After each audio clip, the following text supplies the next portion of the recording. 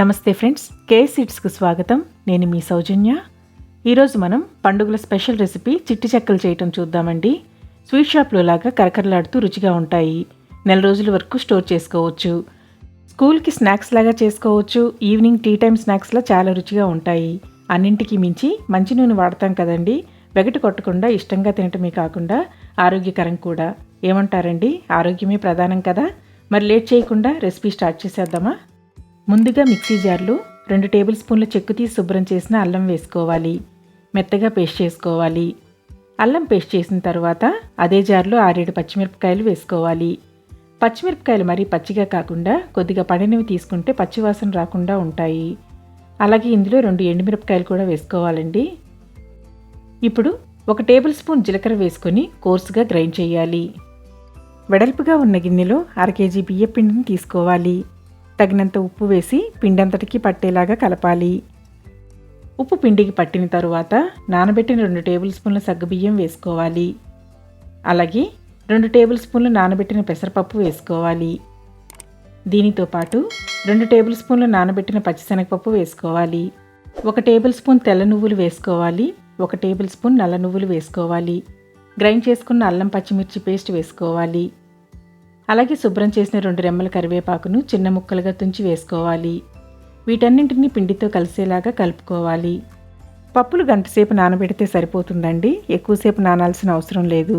కొద్దిగా పండిన పచ్చిమిరపకాయలు, ఎండుమిరపకాయలు వేయటం వలన చెక్కలు కలర్ఫుల్గా ఉంటాయి. అల్లం మెత్తగా మెదగాలండి. పంటి కింద తగిలితే టేస్ట్ అంత బాగోదు. పచ్చిమిరపకాయలు, ఎండుమిరపకాయలు కచ్చాపచ్చాగా మెదగాలి. మరీ మెత్తగా పేస్ట్ అవ్వకూడదు. పిండితో బాగా కలిసిన తర్వాత 50 గ్రాములు కరిగించిన డాల్డా వేసుకోవాలి.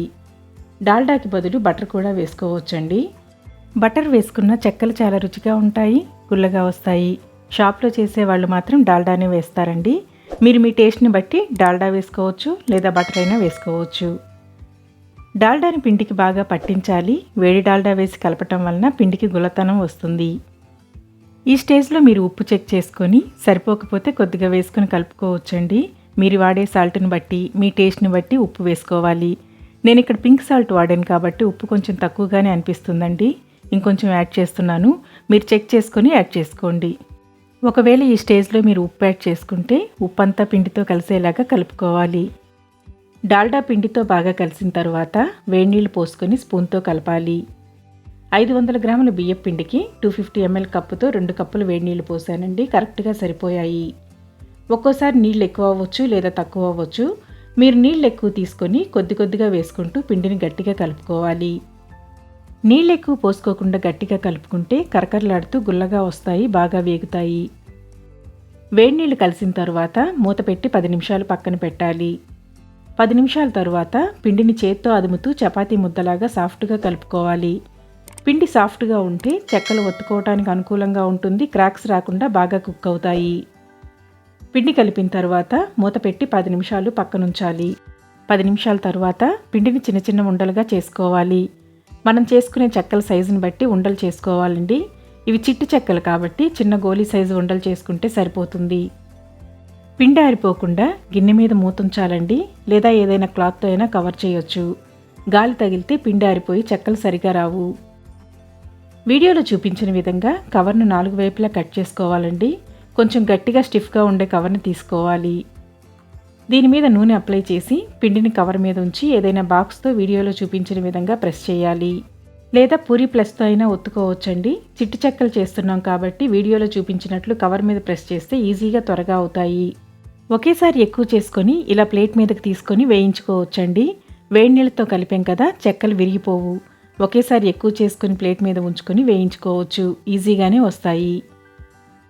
ఇప్పుడు రెడీ చేసుకున్న చెక్కలను కాగిన వేడి నూనెలో వేసుకొని ఫ్రై చేసుకోవాలి. మీడియం ఫ్లేమ్లో మంచి గోల్డెన్ కలర్కు వచ్చే వరకు వేయించాలి. ఎక్కువ టైం తీసుకోవండి, త్వరగానే వేగుతాయి. 5 నిమిషాల్లో రెడీ అవుతాయి. వేడి నూనెలో వేయగానే పొంగు బాగా వస్తుందండి. వేగే కొద్దీ పొంగు తగ్గుతుంది. పొంగు తగ్గిన తర్వాత ప్లేట్లోకి తీసుకోవాలి. 2 వైపులా తిప్పుతూ సమంగా వేయించాలి. వేసిన వెంటనే కదపకుండా కొంచెం వేగిన తర్వాత కదిలించాలి. మీడియం ఫ్లేమ్లో ఉంచి ఫ్రై చేయాలండి. హై ఫ్లేమ్లో ఉంటే రంగు మారుతాయి కానీ లోపల ఉడకవు. లో ఫ్లేమ్లో అయితే నూనె పీలుస్తాయి. లైట్ గోల్డెన్ కలర్కు వచ్చిన తర్వాత చిల్లులు గరిటతో దేవి టిష్యూ మీదకి కానీ చిల్లులు గిన్నెలోకి కానీ తీసుకోవాలి. 1/2 కేజీ పిండితోటి కేజీ పప్పు డబ్బాకి వస్తాయండి. చాలా రుచిగా ఉంటాయి, అందరు ఇష్టపడి తింటారు.